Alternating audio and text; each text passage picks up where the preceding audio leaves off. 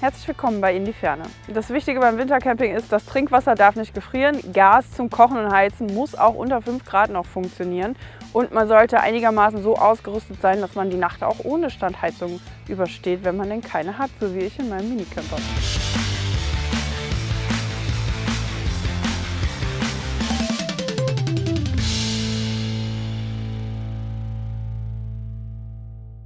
In diesem Video erfahrt ihr, was meine 10 besten Tipps für Wintercamping mit dem Minicamper sind, wie ich mich auf eine Nacht im Dezember in der Nordeifel vorbereitet habe, also dranbleiben. Ich habe die gestrige Nacht an einem See in diesem Camper verbracht und es waren wieder 2 Grad, so wie bei einer anderen Nacht, die ich auch schon mal draußen unterwegs war mit dem Combo. Da hatte ich gar keine Probleme. Durch die Feuchtigkeit von dem See war das hier letzte Nacht allerdings deutlich anders. Also gefühlte Temperatur waren auch -4 Grad. Ich habe auf jeden Fall gemerkt, da komme ich so mit meinem Equipment hier durchaus an die Grenzen und werde mich mal auf die Fehlersuche begeben, wo die Schwachstellen meines Systems sind. Um mein System ausreichend zu testen, habe ich bewusst über Nacht den Gasheizer nicht einmal angemacht und so konnte man halt sehen, dass auf jeden Fall dass der Schlafsack da mit seinen 1 Grad an seine Grenzen kommt. Ich würde zu dem Schlafsack-Thema aber gerne ein eigenes Video machen. Und genau, deswegen nehme ich da mal nicht so viel vorweg, aber das war auf jeden Fall das Thema, das ich mir dann näher angeguckt habe. Erstens Temperaturcheck und dabei auch gleich Wettercheck. Ich mache das immer am Handy, wir filmen ja, weil ich ja dann auch immer sehen kann, wie so Sonne, Wolken, Situation und so weiter ist. Aber für mich als Minicamper ist natürlich die Temperatur sehr viel wichtiger. Und dann kann ich Wetterlage und die Spannbreite der Temperaturen einigermaßen abschätzen. So, und jetzt sehe ich, wir werden irgendwas um den Gefrierpunkt haben bis -2 Grad. Dazu eventuell ein bisschen Schneeregen. Also das bestimmt ja eigentlich schon, wie ich mich darauf vorbereiten muss, welche Kleidung ich einpacken muss, was für ein Gas ich brauche, worauf ich so ein bisschen achten muss und dass ich das Auto winterfest machen muss. Ups. Punkt 2, das Auto winterfett, genau. Punkt 2, das Auto winterfit machen. Dazu gehören natürlich Reifen. Ich habe hier Allwetter Ganzjahresreifen.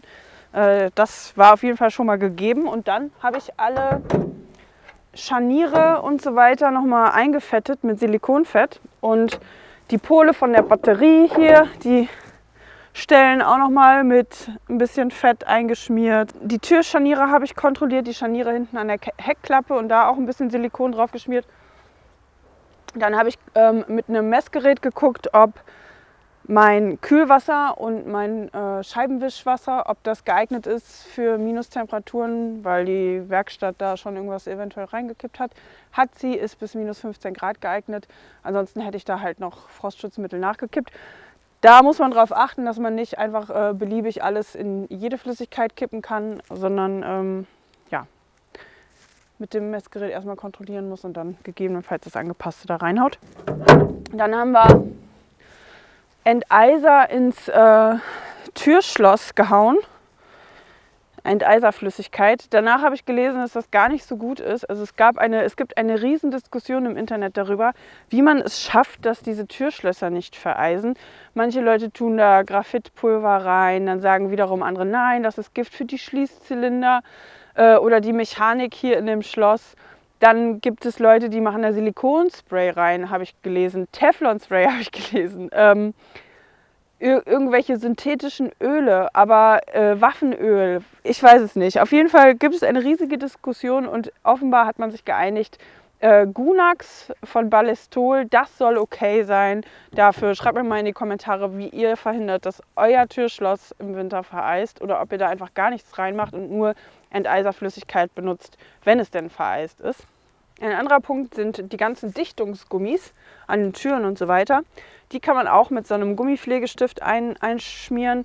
Dann habe ich auch gehört, manche Leute machen da auch so Talkumpulver drauf oder nehmen irgendwelche anderen Fettstifte und genau, soll halt verhindern, dass die anfrieren und dann porös werden und nachher irgendwie ja, durchs Anfrieren reißen oder so. Punkt 3, Wasser und Leitung.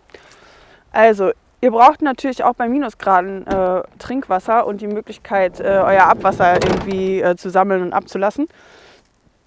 Ich habe das jetzt hier so, dass die ganzen Leitungen und so nicht, da ist kein Hartplastik. Das heißt, wenn das Wasser in den Leitungen gefrieren sollte und sich ausdehnt, passiert hier erstmal nichts Schlimmes, weil mit diesem Plastik und wenn ich den nicht ganz voll mache, ist das eigentlich, kann man ein bisschen Ausdehnung auch überbrücken.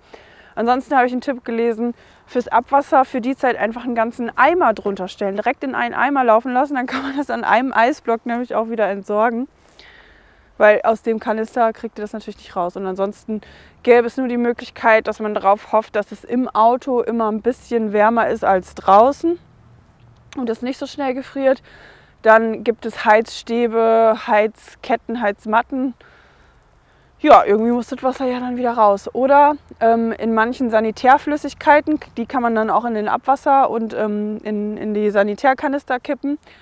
Frostschutz bitte nicht ins Trinkwasser kippen, aber ins Abwasser und für die Toilette geht das natürlich. Bonustipp für die Kaffeetrinker unter euch, immer schon mal die Kanne Kaffee eine vorbereiten, wenn ihr so einen Espresso-Kocher benutzt, da könnt ihr das Wasser ja schon reinkippen und selbst wenn das gefroren ist, kann das am nächsten Morgen einfach direkt so auf den Kocher, dann habt ihr zur Motivation, um euch um dieses Problem eingefrorenen Kanister und so zu kümmern, habt ihr wenigstens Kaffee zur Motivation.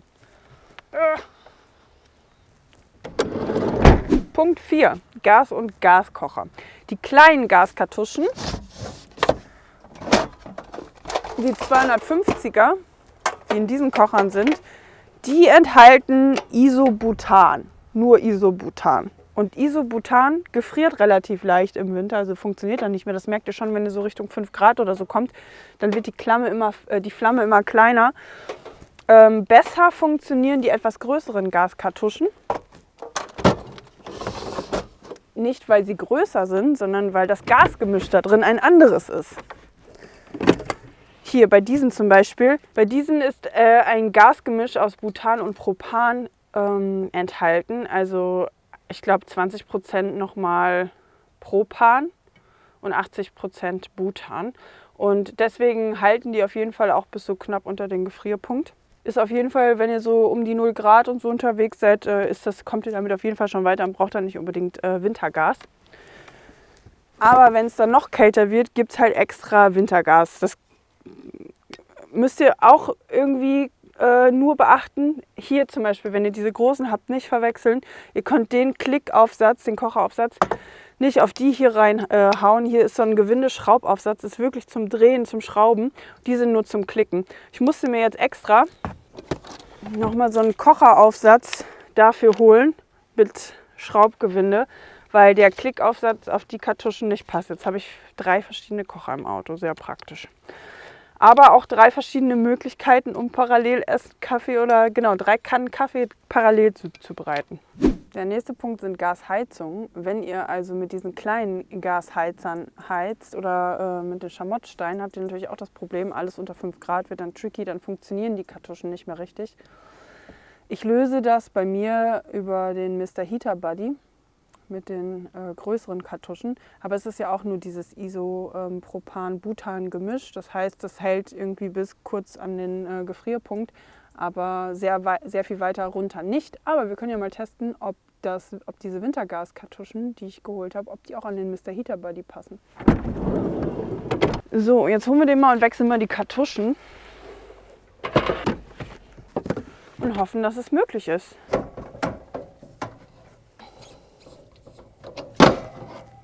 Hier kann man schon mal das Gewinde vergleichen, das sieht ziemlich ähnlich aus. Und da wir ja hier auch geschraubt haben, würde ich sagen, Schraubgewinde, ich höre dir trapsen.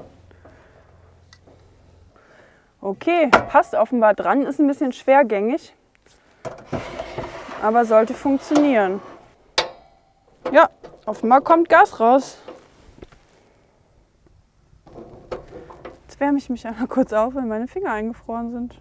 Falls euch meine Heizmöglichkeiten zum Heizen im Minicamper ohne Standheizung interessieren, verlinke ich euch hier oben das Video zu alles rund um das Thema Heizen im Minicamper ohne Standheizung. Der nächste Punkt ist das Solarpack oder generell Lithium-Batterien oder Batterien und Akkus. Je kälter es wird, umso schlechter funktioniert das da mit dem Strom. Also die gehen halt entweder eher leer oder funktionieren so gut wie gar nicht mehr. Ich meine, hiermit hatte ich jetzt heute Nacht keine Probleme, so Richtung 2 Grad. Aber die Batterien, wir haben ja hier auch immer Ton und so und Kamera und so, die Klamotten gehen einfach super schnell leer. bei dem Wetter. Müsst ihr im Hinterkopf behalten, wenn ihr mit so einem Ding losfahrt, dass ihr auf jeden Fall sicherstellt, dass ihr das komplett ladet oder dass ihr euch irgendwie eine Ersatzmöglichkeit überlegt. Auch bei Powerbanks und so einfach im Hinterkopf behalten, wenn es kalt ist, hat man da ein Problem oder muss dafür sorgen, dass irgendwie die bei Temperaturlaune gehalten werden.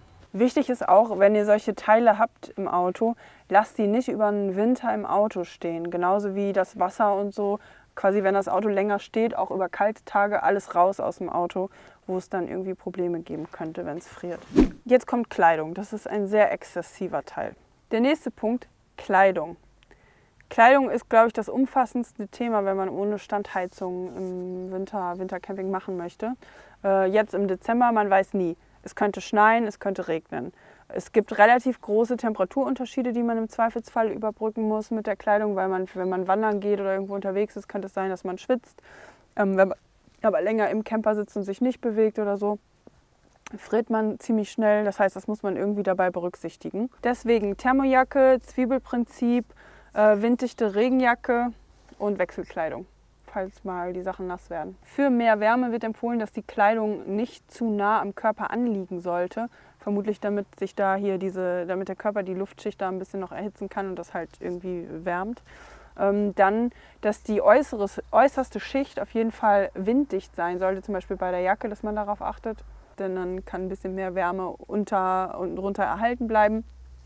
Gegen Nässe hilft auf jeden Fall darauf zu achten, dass die oberste Schicht irgendwie entweder wasserabweisend ist oder so. Durch feuchte Kleidung geht sehr viel Körperwärme verloren. Deswegen auf jeden Fall darauf achten, dass man Wechselwäsche dabei hat und wenn man irgendwie in einen Regenschauer kommt oder über eine nasse Wiese läuft oder so, dass man dann da nicht sitzt und dann hat man keine Schuhe oder Socken zum Wechseln dabei. Dann gibt es das Prinzip Cotton Kills, also Baumwolle saugt sich halt mit Feuchtigkeit voll und führt sie nicht vom Körper weg.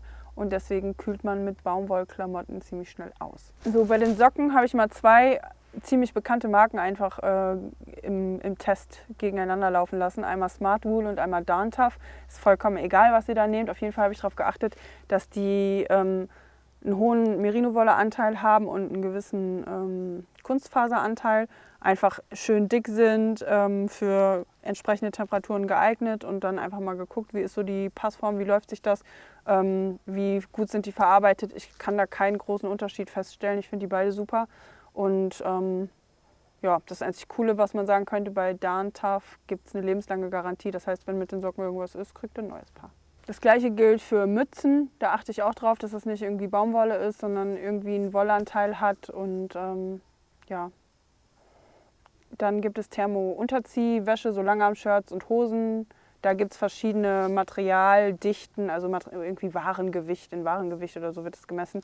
Da kann man dann einfach gucken, welche Zahl mit dazu geschrieben ist, wie dicht das ist und wie warm das dann hält, für welche Temperaturen das empfohlen ist. Und dann, ja, wenn es gebraucht wird, zieht man es einfach unter und die Sachen stinken nicht so schnell. Die wärmen und wenn gebraucht wird, kühlen sie auch. Fühlt sich eigentlich ganz nett und angenehm auf der Haut an, angenehmer als wenn man jetzt so mit so einer Lagefunktionswäsche durch den Winter versucht zu kommen. Bei Hosen, ich nehme eigentlich auch immer meine Wandersommerhosen oder eine Hose mit einem gewissen Stretch-Anteil. Da passt dann halt auch noch diese Unterzieh-Thermowäsche drunter. Und ja, wenn es draußen mal nass wird oder so, diese Wanderhosen, die trocknen dann relativ schnell. Auch da habe ich immer Hosen zum Wechseln dabei, falls man mal in den Shower gerät oder so. Und für nachts auf jeden Fall so, es gibt so flauschige Jogginghosen, die sind ziemlich angenehm, auf jeden Fall da mit Synthetikanteil, ich weiß nicht warum, auf jeden Fall halten sie extrem warm, wenn sie auch ein bisschen lockerer sitzen und so. Und dann noch mit dieser Thermo-Unterziehhose, da kommt man einfach gut durch die Nacht. Dann gibt es extra so flauschige, dicke Mikrofaser-Socken, Hausschuhverschnitte. Die funktionieren ganz gut, ansonsten Wollsocken. Kleiner Bonustipp, selbst wenn man jetzt Socken und Schuhe zum Wechseln hat, falls irgendwie die Füße nass werden oder so, hat man ja manchmal das Problem, dass man, während man in den Sachen noch unterwegs ist, sich einfach nicht genügend bewegt, dass es warm genug wird und die Kälte wieder dafür sorgt, dass man die Nässe wieder dafür sorgt, dass man auskühlt. Selbst wenn man dann die Sachen wechselt hin zu den Trocknen, kann es ja sein, dass dann die Wiese zum Beispiel draußen weiterhin nass bleibt und es letztendlich erst Sinn ergeben würde zu wechseln, wenn man permanent im Camper bleibt. Eine Möglichkeit, um das Problem mit den nassen, kalten Füßen zu umgehen oder mit den Wechselsachen, die immer wieder nass werden, das sind so Neoprensocken. Die schützen zwar nicht vor Nässe, halten die Füße aber warm. Das heißt, wenn ihr zum Beispiel so Trailrunners habt, jetzt nicht unbedingt so enge Wanderstiefel, aber in so weiteren Schuhen, wo ein bisschen Platz ist, können so 3 bis 5 mm Neoprensocken können auf jeden Fall, wenn der Boden nass ist oder wenn es viel regnet oder so, können dafür sorgen, dass ihr dann darüber nicht auskühlt, wenn ihr das über die eigene Körperwärme nicht hinkriegt und weiter draußen unterwegs seid. Das Einzige, worauf ihr da noch achten könnt, ist, dass der Untergrund nicht Gummi ist, sondern so ein bisschen perforiert, also ein bisschen strukturiert, dass ihr in euren Schuhen, die ihr dann da noch draußen rum anhabt, dass ihr daran nicht rumrutscht. Bei den Jacken Zwiebelprinzip, das heißt, die unterste Schicht ist irgendwie so ein Langarm-Merino-Wolle-Shirt. Oben drüber ist dann entweder direkt die Fleecejacke und dann eine Regenjacke oder halt eine Winterjacke. Und ansonsten kann man da halt, wenn man meint, man braucht mehr Wärme, über dieses Unterzieh-Shirt nochmal einen Wollpulli ziehen. Ein anderer Tipp, um gut durch die kalte Nacht zu kommen, ist dafür zu sorgen, dass man nicht hungrig ins Bett geht und irgendwie kalorienreiche Nahrung zu sich nimmt. Es geht entweder hier so mit Kohlenhydrate oder indem man fettreiche Sachen nimmt, die irgendwie hier mit Käse oder Nussmus auf Nussmusbasis und so weiter.